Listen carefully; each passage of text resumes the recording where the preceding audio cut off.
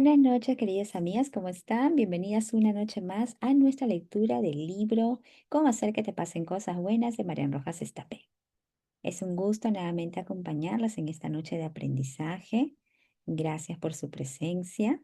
Recordemos que este es un libro que ya hemos iniciado a leer hace algunas semanas. Y el mensaje, la enseñanza que nos está dando la autora Marian Rojas Estapé es cómo hacer que nos pasen cosas buenas no es cuestión solamente de suerte, sino que es pura ciencia, ya que en este libro estamos aprendiendo cada noche herramientas importantes para nuestra mente, para que a través del conocimiento de nuestra mente, las emociones y más, podamos construir nuestra verdadera felicidad paso a paso. Y además que eso nos permita atraer esas cosas buenas que nosotros queremos que siempre nos pasen. Vamos a entrar de lleno a la lectura para poder avanzar con lo que nos deja el libro hoy de aprendizaje.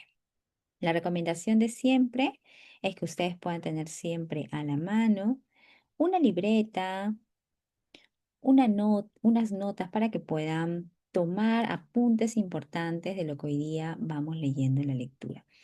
El día de ayer hemos hablado de las emociones, qué pasa cuando reprimimos las emociones, por qué lo estamos haciendo, y hoy día vamos a continuar con esa lectura, pero vamos a ver la práctica de acción. Vamos a aprender a expresar nuestras emociones. La dinámica ustedes ya la conocen. Vamos a leer un fragmento cada noche hasta que culminemos con el libro. Vamos a apoyarnos del libro virtual, lo voy a proyectar en estos momentos para que ustedes puedan también acompañarme con la lectura. Si tienen el libro físico, pues mucho mejor, para que de esa forma también puedan hacer una lectura no solo silenciosa, sino también en voz alta. Hoy ya continuamos con Aprende a expresar tus emociones. Esto está en la página 120, perdón, sí, 124 del libro virtual. Recuerden siempre acompañarse de un señalador, de un lápiz, un lapicero para ir señalando la parte que van leyendo y así la vista no se pierda entre tantas letras. Empecemos. Cuando uno no es capaz de hacerlo, a veces espera que sea la otra persona la que se dé cuenta del daño cometido. La realidad es que la mayoría de las veces los que juzgan, critican o hieren no lo hacen con maldad. Incluso ignoran el daño que causan a otros. Existen personas que disfrutan ofendiendo y agraviando a otros, pero son los menos. En estos casos, hablamos, por ejemplo, de personas con trastornos de personalidad severos. El afectado por un trastorno antisocial, comúnmente llamado psicópata, disfruta haciendo daños a otros y lo realiza con intencionalidad de herir. Entonces, aquí estamos remarcando un punto importante. La autora nos dice que la mayoría de las veces los que nos critican, nos hieren con sus palabras, no lo hacen con maldad. Y es probable que a veces también nosotros, sin darnos cuenta, lo hayamos hecho. Pero no hemos sido conscientes en ese momento y quizás en nuestro afán de ayudar hemos dado críticas o hemos juzgado haciendo daño a aquellas personas. Pero hay otro grupo, menos, nos explica el libro, que tienen algún trastorno de personalidad. Y eso hace que disfruten haciendo daños a otros. Es probable que también quizás conozcamos a alguna persona o hayamos escuchado hablar de este tipo de personas. Continuemos. Por otro lado, existen personas con una alta sensibilidad y vulnerabilidad a los comentarios y actos de otros. Poseen una piel psicológica excesivamente fina y hay que tratarlas con esmero porque a la mínima se sienten ofendidas. Esa es también otra característica. Hay muchas personas que se toman demasiado a pecho cualquier comentario y sufren demasiado. Y ahí también corresponde a una piel psicológica, nos explica el libro, que es importante que conozcamos. Vamos a ver y a leer el caso de Beatriz y Luis. Beatriz y Luis llevan 6 años casados. Tienen 3 hijos pequeños. El mayor de 3 años y dos mellizos de 1 año.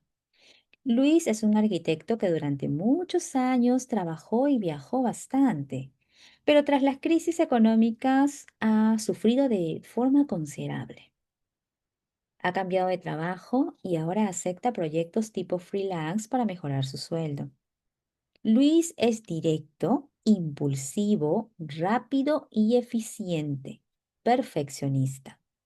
Se fija en los detalles y le gusta que todo esté bien. Ve las cosas con claridad y expresa en todo momento lo que siente. Beatriz es decoradora. Se conocieron en un proyecto de remodelación en un edificio de interés cultural en el norte de España y al poco se hicieron novios y se casaron. Ella viene de una familia donde es la mayor de cuatro hermanas. Siempre ha sido muy sensible. Su padre estuvo enfermo muchos años por un problema renal y ella ha ayudado siempre a su madre en todo. Tiende a tragarse todo lo malo que sucede para no preocupar a nadie en exceso. Beatriz acude a mi consulta porque desde hace unos meses está triste, apática y sin fuerzas. Lo relaciona con el nacimiento de los mellizos, pero ya han cumplido el año y sigue sin levantar cabeza. No consigue disfrutar con nada y en algunos momentos del día, cuando Luis está trabajando, se encierra en su cuarto a llorar. Intenta disimular delante de sus hijos. Cuando su marido vuelve a casa cansado y ligeramente irritable, cuesta más ganar el dinero. Ve juguetes por el suelo, la casa desordenada y a los niños llorando y exige a gritos que todo se ponga en orden rápidamente y que los niños cenen rápido y que no hagan ruido, porque quiere meterse en el salón a ver las noticias sin nada que lo moleste. Beatriz, callada, no dice nada. Ordena, limpia, prepara la comida y cuando tiene a los niños acostados, solo quiere llorar. Luis no se da cuenta. Está en lo suyo, en sus preocupaciones. Y Beatriz no le dice nada. Nada porque no sabe decirlo, no sabe expresarlo. El día que Beatriz llega, me dice que hace unos días le han diagnosticado de síndrome de colon irritable. Le realizo una entrevista completa donde me cuenta la historia familiar. Reconoce no haber sabido jamás enfrentarse a su marido ni a nadie cercano para evitar conflictos. Prefiere la armonía aparente a replicar o decir que algo no le parece bien. En los últimos tiempos asocia vértigos y mareos aparte de la sintomatología digestiva. Psicológicamente admite no disfrutar con nada. Tiene fallos de memoria y dificultad para concentrarse. Cuando hablamos con su marido, Luis no entiende qué la puede haber llevado hasta esta situación. Explica que su mujer es una persona de gran corazón y que jamás se enfada. Reconoce que él tiene un carácter explosivo, pero que su mujer le lleva muy bien. Explico a cada uno por separado, en forma de esquema, cómo funciona su mente, sus emociones y sus comportamientos tras los estímulos externos. A Beatriz, tras los gritos e impaciencias de él, y a él tras las frustraciones por temas económicos y profesionales. Les uno el esquema de personalidad del otro para que se entiendan y los oriento con pautas muy concretas para mejorar la relación. Tras unos meses de terapia, Beatriz está mejor. Le pauto una medicación antidepresiva para mejorar el estado de ánimo que le ayuda a regular los síntomas físicos. A Luis, un estabilizador del ánimo para bloquear los momentos de impulsividad. Tras la psicoterapia, mejora la relación de forma significativa. Cada uno entiende mejor cómo funciona el otro, pero sobre todo, aprenden a gestionar sus emociones de forma más sana. Por lo tanto, si no expresamos cómo nos sentimos, existe una gran probabilidad de que la persona que tengamos enfrente no sea consciente del daño que nos causa. Las mujeres en general son más sensibles que los hombres y al darle a todo más vueltas, sufren más con el agravante de que en muchos casos sus maridos, por falta de tiempo, atención, actitud o todas ellas, no sabe leer los sutiles signos externos con los que a veces intentan comunicarse. Los hombres suelen ser menos emotivos y más prácticos. En la cultura de hoy, la mujer tiene mayor capacidad de enseñar a amar, a sentir y a expresar que el hombre. Por supuesto, como en todo, existen excepciones a la regla, pero esta suele ser la dinámica más frecuente que encuentro en consulta. No digo que sea bueno decir lo primero que se nos pase por la cabeza o que sintamos, pero tampoco es saludable omitir toda conversación con quien convivimos sobre algo que nos esté haciendo daño. Lo importante es alcanzar el equilibrio entre las situaciones en las que es necesario expresarse emocionalmente y aquellas otras en que es mejor callar para salvaguardar nuestra paz interior y armonía exterior. Qué importante esa parte. Lo que necesitamos alcanzar es ese equilibrio entre aquellas situaciones en las que sí, es importante que nos expresemos, pero también hay ocasiones en las que es mejor callar.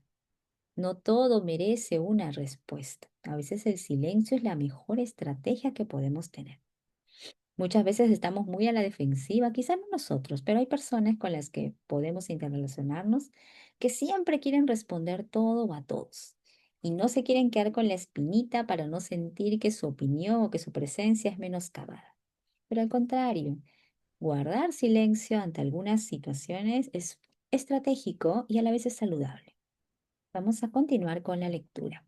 Ahora vamos a leer qué sucede con las emociones reprimidas. ¿Tenemos emociones reprimidas? ¿Las hemos tenido? Atención con lo que nos dice la lectura. Decíamos que vuelven por la puerta de atrás en algún momento en forma de enfermedades físicas o psicológicas. Esas emociones reprimidas regresan en forma de enfermedades físicas o psicológicas. Consideramos personas neuróticas aquellas que al no haber sido capaces de manejar sus emociones de forma sana, se quedan enquistadas en el pasado. Se machacan por eventos, pensamientos o sentimientos no superados o mal digeridos. Y eso transforma su carácter en algo enfermizo y desgastante. Ya hemos visto cómo las emociones positivas favorecen la longevidad, previenen la aparición de enfermedades o contribuyen a su curación. Las emociones negativas, por el contrario, pueden favorecer la aparición de enfermedades. Vamos a conocer el caso de Emilia.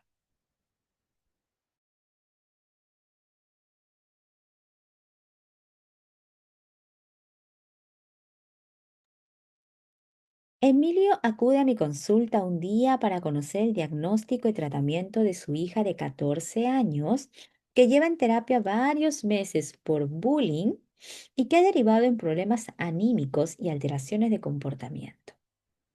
Recordemos que el bullying es aquel comportamiento agresivo que se tienen en muchas ocasiones en los centros de estudio de unos niños o adolescentes hacia otros. Y esto a veces no solamente se queda en palabras, insultos, en agresión emocional, sino también pasa a ser de manera física. Continuemos. Evita acudir a las sesiones con su mujer porque no considera necesaria la terapia de su hija. Y todo lo relacionado con la psicología le parece absurdo e inútil. Me saluda fríamente y se sienta. En estos casos, intento tratar asuntos triviales hasta que percibo que se ha generado un ambiente cordial. A los minutos, comienzo a hablarle de su hija y de lo mucho que ella lo admira y lo quiere. De repente, noto que se le quiebra ligeramente la voz y que cambia de tema. ¿Te has emocionado? Le pregunto. No me gusta emocionarme ni sentir nada con intensidad. Eso es señal de debilidad y los sentimientos no llegan lejos en la vida. ¡Ay, gran error! Sentimentalismo y emotividad no son lo mismo. Tras ese día comienza una terapia muy interesante con Emilio. Nos zambullimos en su biografía. Él proviene de una familia adinerada, el padre es americano y la madre es española. Su madre es fría, es poco emotiva y nunca ha permitido expresiones de afecto en el entorno familiar. En su casa nunca ha percibido entre sus padres un gesto afectivo, un abrazo, una caricia o incluso un te quiero. De pequeño, tenía un vecino con el que hablaba mucho, pero cambió de ciudad y no volvió a confiar plenamente en nadie. Curiosamente, el día que habla de ese vecino, al que lleva más de 30 años sin ver, se emociona y llora. Ya le he explicado que la consulta es el lugar apropiado para llorar. Nadie le juzga, nadie le critica. Las lágrimas son una fuente poderosa de liberación de angustia. Qué interesante este caso. Como un hombre que llegó totalmente inquebrantable, incluso creyendo que eran tonterías las terapias, termina abriéndose con la doctora. Pero ojo que ella aquí adopta una estrategia que también sería importante que nosotros pudiéramos considerarla en nuestro ámbito diario. Aquí la doctora nos menciona que ella comienza a hablar de cosas triviales y luego poco a poco se va adentrando hasta que encuentra un hilo emocional. A veces nosotros también sentimos que no coincidimos con muchas personas y nos negamos a ir más allá. Y decimos, no, es que no hubo química y ahí lo dejamos. Pero es importante ser un poco estratégicos con aquellas personas con las que creemos que quizás no podemos congeniar. Comenzar una conversación trivial de temas súper cotidianos para luego poco a poco, si queremos ganar confianza, ir viendo unos temas un poquito más profundos y de esta forma nos permita tanto que nosotros como la otra parte se puedan abrir. Esa es una técnica de comunicación. Continuemos ahora con el título ¿Qué produce llorar? ¿Qué producirá llorar? Y es algo tan habitual. Vamos a leerlo. No olvidemos que la única especie que llora por motivos emocionales es el ser humano. Cuando alguien observa a otro llorar, es frecuente que se activen en el interior del observador emociones o conductas prosociales que le llevan a empatizar con la otra persona. Por lo tanto, cabe pensar que en algún momento de la historia, en la evolución del Homo sapiens, las lágrimas se transformaron en una forma de expresión del estado emocional de la mente.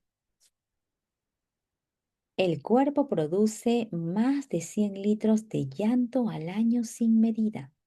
Qué curiosa afirmación.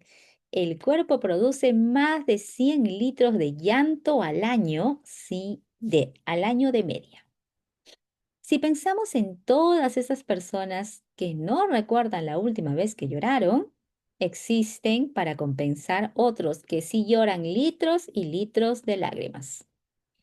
Existen tres tipos de lágrimas. Las basales son aquellas que sirven para mantener la hidratación del ojo. Las lágrimas protectoras, que brotan ante alguna agresión física, motas de polvo, gases. Y finalmente las lágrimas emocionales. El llanto de tipo emocional, las lágrimas emocionales, se activa cuando el organismo percibe un estado de alerta, tristeza, angustia, peligro, y envía las lágrimas a los ojos como reacción ante ello. De igual modo, se producen aumento del ritmo cardíaco y un sonrojo de las mejillas. Vamos a leer sobre los beneficios de una buena lloradera. En el año 2013 comenzó en Japón una terapia denominada Ruikatsu, que se traduce como buscando lágrimas. Japón es por motivos culturales e históricos uno de los países del mundo con menor educación en el campo afectivo. No se les permite expresar emociones socialmente. Esta técnica, les ayuda a ellos a liberar tensiones, emociones reprimidas y recuperar el equilibrio. Se trata de una terapia de grupo basada en el llanto. Evitan hacerlo a solas por la semblanza con los estados depresivos donde uno se encierra para llorar y desahogarse. El primer Ruikatsu, que es este grupo que es para llorar, fue organizado por un antiguo pescador japonés, Hiroki Terai, en el 2013. El proceso es el siguiente. Se proyectan en una sala con un público de unas 20 o 30 personas, videos, anuncios o cortometrajes con una elevada carga de emotividad, hasta que se consigue que las personas rompan a llorar. La duración es de aproximadamente 40 minutos. El resultado es que las personas salen despejadas, aliviadas y con una franca mejoría de su estado de ánimo. Creo que nosotros en Latinoamérica o exclusivamente el pueblo peruano no necesitaría mucho. Hay algunas personas que es probable que le caería muy bien esta terapia Ruikatsu, pero el pueblo latino es mucho más emocional. Hay algunas culturas europeas, asiáticas, como la de Japón, por ejemplo, que es cierto. Incluso acá nos remarca el libro que Japón es uno de los países con menor educación en el campo afectivo. No se les permite expresar emociones socialmente. Qué duro. Y esto desde pequeños es probable que ustedes lo hayan visto, lo hayan notado con algún referente o quizás algún amigo también que hayan conocido. Pero aquí vemos diferencias marcadas y qué importante esta técnica precisamente en estas comunidades. Continuemos. El investigador William Frey estudió hace unos años el componente bioquímico de la lágrima tras llorar de forma intensa por angustia o tristeza excesiva. Encontró niveles elevados de cortisol. Esta es la razón por la cual, tras un ejercicio de llanto, uno se siente liberado. Descarga tensiones y desasosiegos al deshacerse de cantidades importantes de cortisol. Miren qué dato más curioso. Cuando lloramos, estamos deshaciéndonos del cortisol que se ha generado antes o previo a este momento emotivo de llorar. Por eso que siempre hemos escuchado la recomendación de que llorar es bueno. Llorar es bueno y es necesario también. Así que ya sabemos qué produce llorar e inclusive hasta los tipos de lágrimas para tenerlo presente. Cerramos estos capítulos para ahora leer principales síntomas psicosomáticos si bloqueamos las emociones. Continuamos con emociones. ¿Qué pasará si las bloqueamos? ¿Cuáles son aquellos síntomas psicosomáticos? Cuando las emociones se transforman en enfermedades físicas, estamos ante lo que se denomina enfermedad psicosomática. Cuando las emociones se transforman en enfermedades físicas, esto es enfermedad psicosomática. Psique significa mente, soma significa cuerpo, mente, cuerpo. Una enfermedad psicosomática es una afección que se origina en la mente, pero desarrolla sus efectos en el cuerpo. Cuando una persona pasa por una situación de vergüenza o de bochorno, se enrojecen sus mejillas. Es un acto involuntario y no se puede alterar de forma consciente. En una discusión entre dos personas puede subir la presión arterial. Ante una conferencia, un examen o una exposición, uno puede sentir taquicardia e hiperhidrosis, que es la sudoración excesiva. La gente que sufre de estrés crónico, ansiedad o depresión en un porcentaje alto, padece síntomas físicos como pueden ser migrañas, dolores de espalda, contracturas, alteraciones gastrointestinales u otras manifestaciones como vértigo, mareos y hormigueos. El problema surge cuando la enfermedad que se instala en el cuerpo es de mayor gravedad. Desde gastritis con úlceras asociadas que requieren intervenciones quirúrgicas, hasta enfermedades neurológicas u oncológicas incapacitantes. Miren qué importante cuando la enfermedad se instala en el cuerpo. Puede ser una simple gastritis, una úlcera o inclusive enfermedades neurológicas u oncológicas. Los principales trastornos psicosomáticos están, primero, relacionados con el sistema nervioso. Migrañas, dolores de cabeza, vértigos, náuseas, hormigueos, parestesias y parálisis muscular.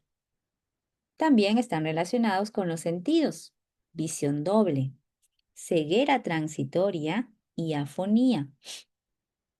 Están también relacionados con el sistema cardiovascular, taquicardias y palpitaciones.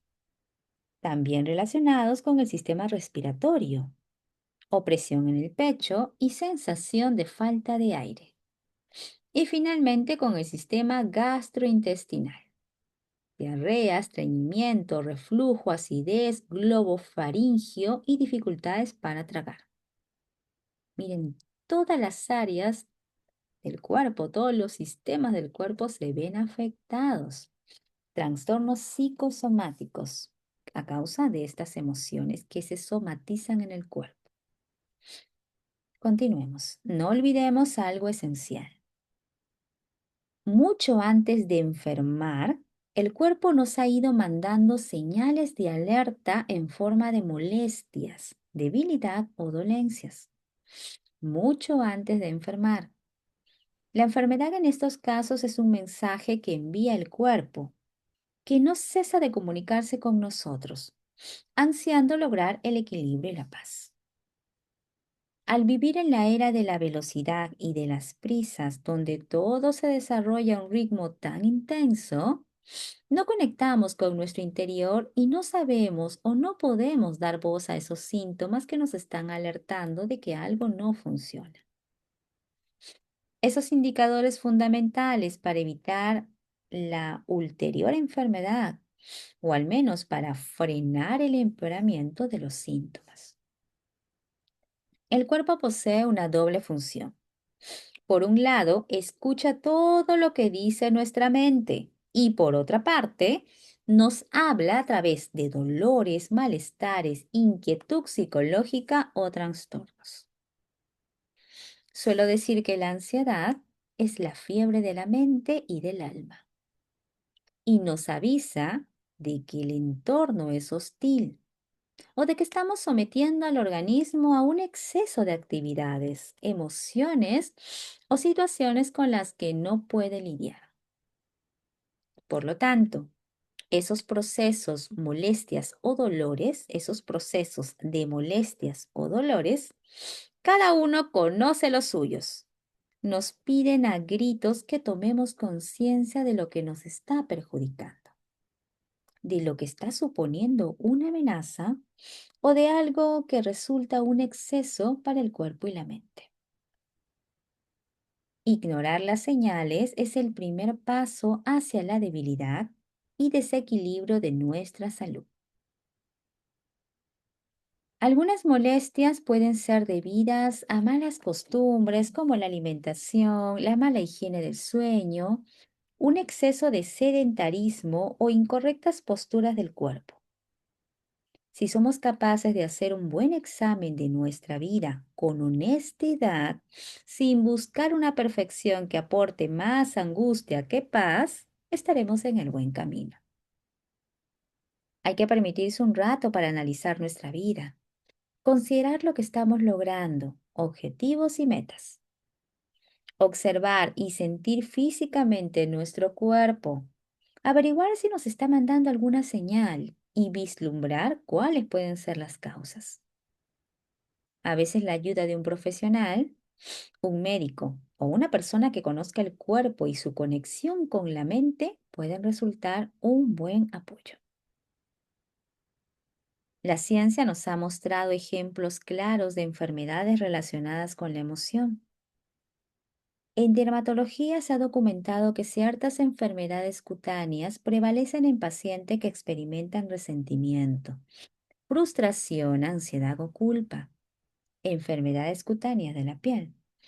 En cardiología se ha demostrado que los ataques cardíacos son más comunes en personas agresivas, competitivas o que han desarrollado una cronopatía. En gastroenterología se ha observado una correlación entre las emociones como la ansiedad, por un examen o una entrevista de trabajo, por ejemplo, y las dolencias intestinales o estomacales como las úlceras pépticas. Pero sin duda, es en la oncología donde se está profundizando más la relación mente-cuerpo. El psicólogo clínico estadounidense Lawrence Leschwaun analizó las vidas de más de 500 enfermos de cáncer y desveló una relación muy importante entre la depresión y la aparición del cáncer. Muchas de las personas objeto de estudio se sentían vencidas por la ruptura de relaciones estrechas y habían tratado de reprimir esas emociones. Dichas emociones reprimidas alteraron su equilibrio neurohormonal y fueron contraproducentes para su respuesta inmunológica. Ampliaremos el tema oncológico más adelante. Vamos a conocer ahora el caso de Tomás.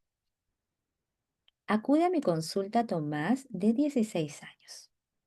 Es el mayor de tres hermanos, buen estudiante, su padre es arquitecto y su madre ama de casa. Lleva un año y medio con problemas de vista. Todo empezó un día en clase, al darse cuenta de que veía borrosa la pizarra. Avisó a la profesora y por la tarde acudió a urgencias con su madre. Fue diagnosticado de espasmo acomodativo. Le pautaron unas gotas y la mandaron a casa. Estuvo un par de días algo mejor, pero un día, en medio de una clase, se dio cuenta de que no veía nada. Acudieron a otro especialista para solicitar una segunda opinión. Fue valorado.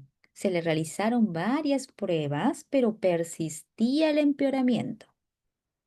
Cambiaba su grado de miopía en cada prueba y no tenía clara la causa. Tras acudir a varios especialistas más, entre ellos varios neurólogos, le fue realizado un escáner y una resonancia, pero los resultados fueron completamente normales, debido a lo cual fue derivado a psiquiatría. Cuando veo a Tomás en consulta, me sorprende lo tranquilo que se encuentra a pesar de que no ve. La ver indifference, la bella indiferencia, que llamamos los psiquiatras. Él dice haberse acostumbrado a no ver, que no le preocupa.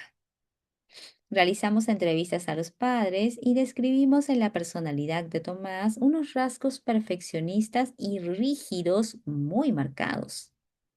Se exige mucho, no permite un error. Adelanta que adelanta lo que le van a explicar en el colegio para ir avanzando y busca siempre más. Ver más allá de lo que le corresponde para su edad y su madurez. Su cuerpo lo frena en seco. Deja de ver. Estuvo en terapia varios meses y trabajamos su manera de percibirse y gestionar sus emociones. Poco a poco recuperó la vista y no ha vuelto a tener problemas al respecto. Interesante este caso. Conocemos muchos casos de personas que dejan de hablar, que dejan de ver o incluso dejan de caminar por causas emocionales. El cuerpo es sabio. Recuerdo en una de mis primeras guardias una mujer de 38 años que había dejado de caminar de golpe en el trabajo. Los traumatólogos y neurólogos descartaron patología orgánica. Fue derivada a psiquiatría y tras varias sesiones y terapias recuperó la movilidad de sus extremidades inferiores. Fue uno de los detonantes en mi ansia por profundizar en la relación mente-cuerpo. Qué interesante estos casos ya extremos, diría yo, de cómo se manifiesta en el físico, en el cuerpo, alguna emoción fuerte. Vamos a quedarnos hasta aquí el día de hoy, chicas, para continuar mañana con la página 132, que nos va a hablar sobre la actitud como factor clave en la salud. Ya hemos conocido cómo las emociones están presentes, cómo podemos lidiar con ellas, qué es importante y también algunos casos un poquito extremos. Y mañana vamos a hablar de una palabra clave, actitud. Cualquier persona en la vida que tenga una buena actitud puede ganarle a aquel que inclusive tiene o sabe más. Es lo que normalmente solemos saber. Y es probable que nosotros también lo hayamos comprobado. Pero hoy día hemos hablado de temas muy importantes, todos relacionados a uno de nuestros temas favoritos, también el de la autora que nos viene contando en varios libros respecto a muchas variables, que es las emociones. Vamos a conversar un poco sobre estos temas que hoy día hemos leído y que hemos aprendido. Así que voy a cerrar la grabación de la lectura del día de hoy para poder conversar un poco sobre todo el aprendizaje y también, ante todo, poder saber cómo practicarlo, cómo llevarlo a nuestro día a día. Recuerden que la mejor parte de una lectura es que nosotros apliquemos inmediatamente al día siguiente todo lo que hayamos podido aprender. Y además también compartirlo. Cuando lo contamos a alguien, ese conocimiento que hemos adquirido, pues no se olvida fácilmente. Mañana continuamos con la página, me equivoco para poder tenerlo aquí anotadito, 132. Terminamos la lectura en vivo de hoy.